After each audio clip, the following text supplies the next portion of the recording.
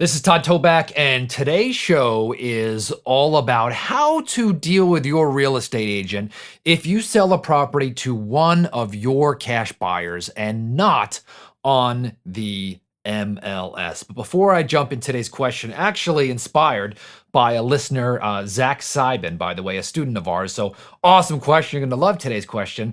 I want to direct you a couple of places. Number one, if you have not connected with me on Facebook, go ahead and join the Wholesaling Inc. Facebook group. Go to wholesalingincgroup.com, wholesalingincgroup.com, and join the group and just add Todd Toback me, say hi. I would love to hook up with you there. Also, if you have not downloaded a copy of my Motivated Seller script, go to nolimitsrealestatinvesting.com/script. This is the very same script that I've used to lock up over 1,400 deals. And it's the same script that works today and thousands of investors. So go ahead and download it today. It's absolutely free. So go ahead and check that out. All right. So let's go ahead and jump in today's question. Hey, Todd, this is Zach Sybin. I'm a student in your next level selling system. And I know in that system, you recommend listing pretty much all properties on the MLS with a realtor. And so my question is, when you're doing that, when you're listing with a realtor, are you using the agency agreement, exclusive agency, meaning that if you find a cash buyer and you end up selling it to one of your cash buyers, you don't owe the realtor commissions? Because in a normal agreement with the realtor, they usually use an exclusive right to sell, meaning that regardless of where the buyer comes from, even if you end up selling it to one of your cash buyers, you would owe them commission on the home. So I was just curious how you set that up, and if that ends up affecting your relationship with the real estate agent if they list it on the MLS and then you end up selling it to one of your cash buyers and they get nothing. So just want to know how to handle that. Thanks. All right, Zach, I'm going to answer your question here in a minute, but a couple things. If you don't know what Zach just asked, don't worry. I'm going to explain that here in a second. But if you have a question, call 619-494-1691, 619-494-1690, 619-494-1691. Okay, by the way, that is a 24-hour recorded message. No one will answer. If we can use your question, we'll play it on the podcast. So thank you, Zach, for sending that in.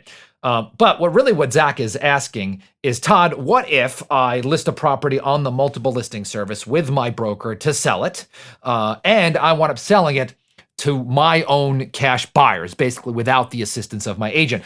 Do I still have to pay my agent? So let me take us back a step further. Why would you list a property on the multiple listing service? Well, the multiple listing service is actually the largest cash buyer database in the world. There you will have all the realtors and all the buyers who are looking for properties all day long. It's the norm, right? That's where people expect to look for properties. And so if you're not marketing a property on the multiple listing service, you're doing yourself a big disservice, okay? So I recommend doing that. I recommend having a good broker on your team who can list your properties. Obviously, you want to have the right language in your purchase agreement that says you have the right to list on the MLS before you purchase. Okay, and I'm going to market that thing through my real estate agent. And there you're going to get a large database of buyers who you probably don't have on your cash buyer list. So I always recommend that because your broker can do a lot of good work for you. I also recommend, in certain circumstances, this is how we used to have business, having your own cash buyer list.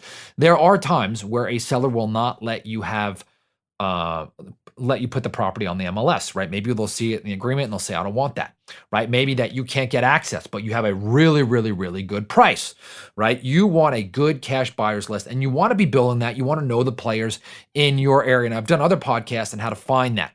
But typically, 95% of the time, you want to list your property on the MLS.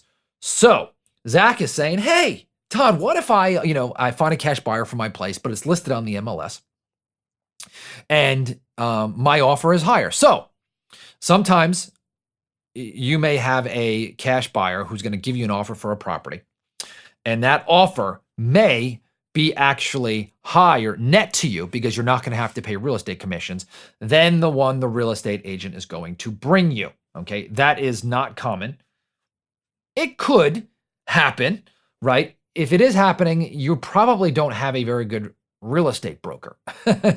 But the biggest thing is you need to set expectations. And by the way, I love this question because this goes for all areas of business. Sometimes you're going to have a partner that you're like, hey, what if this and then that, right? Or you're going to have an acquisition specialist who says, hey, what if this or that, right? And so you want to get out all these things out front with a broker. A broker is a partner in your business. And what I mean by that, they may not be like a 50% partner, but you are partnered with them, right? You are both exchanging value in a relationship. And so what does that take? You want a high level of trust, which means that you do what you say you're going to do and vice versa when you said you were going to do it. So, Zach, if you want to stay out of trouble here, what I would do is number one, is understand that everything in real estate is negotiable. Okay. So your terms and how you pay your broker is completely negotiable. You got to get all of this out front in the beginning. So what I would do is before I start with an agent, or if you have, I would sit down, I'd go out to lunch and I'd set the expectation of your relationship. And I would say, hey, listen, the vast majority of stuff, I expect you to be able to net more than I'm netting by selling to my own cash buyer list, right? That's why I hired you, right? It is your job to get me more money. That's why you're getting paid, right? I mean, this makes sense. If you're not getting me more, then why would we work together? So obviously they're going to say, of course, that's my job to get you more. Great. I'm glad that we have this understanding. So sometimes I'm going to get an offer from one of my cash buyers that's going to be a higher net than the offer that we're going to bring here, right? For those deals, I want the opportunity just to cancel our agreement for that deal. Is that okay? Now, you're going to hear one of two things. You're going to hear either, yes, that is okay, or two, no, that's not okay. I put in a bunch of work. So at that point, guess what? You're going to have to make a decision. Now, if you're giving them a lot of volume, you're sending them 2, 3, 4 deals a month, they shouldn't care. And if they don't, maybe you should have a backup broker on speed dial. However, let me give you an alternative win-win solution. I'm always looking for win-win solutions, right? When I brag about loving negotiation, it's not about me beating down the other person and getting the lowest price possible, the best terms possible all the time. It's about collaborating and how could you both win here. So for me, I like my broker to do a lot of the work. I like them to pretty much be my dispositions manager. So I like them to go get pictures for the property. I like them to work with my inspector to get an inspection for the property.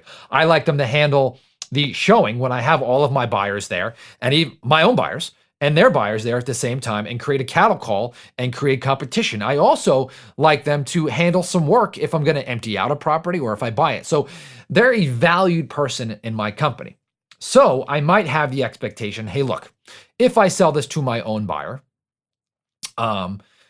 you may not get the commission. However, I will pay you $1,500 a part of the deal, or 1,000 or 500 or 750, whatever you're comfortable with, because you showed it, you scheduled the inspection, you took pictures, you helped create the frenzy, and you've helped me on all these other deals, right? Just make sure that you are giving them work to take off your plate. And so that way you're still compensating them for the deal. All right. Now, why wouldn't, most people don't think about this because they're like, oh, I don't know. This might be an awkward conversation. I don't know how my real estate agent is going to react. And I can tell you that most people, when they feel like there's a confrontation coming, they'll call the real estate agent and they'll just give some weird, not direct, subtle, maybe passive aggressive, I'm going to slip it in here, kind of thing. So hey, listen, I found a buyer for this one, so I'll catch you on the next one. And your real estate agent's like, okay, what does that mean? No, forget all that. You need to be direct. And so that's where I would say is have the lunch and say, listen, I'm going to have some deals where you're not going to be the highest, right? And I've got my buyers over here. So here's what I'd like to do. Obviously, I value your work. And I think that, 90% of the time you're going to bring someone in and you're going to earn that commission. But for the ones that don't, I want to let you know that I appreciate all the work that you do, right? You're showing it, you're talking to the buyers, maybe you're negotiating with the buyers, you're handling cleanup when I needed to. So how about I pay you on those, 500 or 750 or $1,000? It depends on how much work they're doing, or 1,500 on the deals that you're involved in, right? But you don't bring a buyer. Is that okay? Could we partner in that way? And guess what? They're most likely going to say yes. All right. If you're doing 3 deals, let's say that happens 3 times a month, which it shouldn't, but let's say it did. That's $2,100, right? Of work that you did not have to do. And when you do that, you build trust. I could tell you that in my personal life and business life, initially, I throw people off guard with my directness, right? They're like, whoa, I can't believe that just came out of your mouth. But over time, man, I've built a lot of trust with a lot of people because they know that what I say is what I mean, right? I'm not holding anything back. And I say what's on my mind. And so when you do that, you're going to build a stronger bond with your with your broker, and you guys can do a lot more deals together. And I can tell you, teamwork makes the dream work. So do not be working against your broker. Work in line, and you both will make a ton of money. So don't forget to download the script, nolimitsrealestateinvesting.com/script. Hook up with me and wholesalingincgroup.com. And if you got a question, call 619-494-1691. Leave a message and maybe we'll give you a shout out on the podcast. I'll talk to you on the next episode.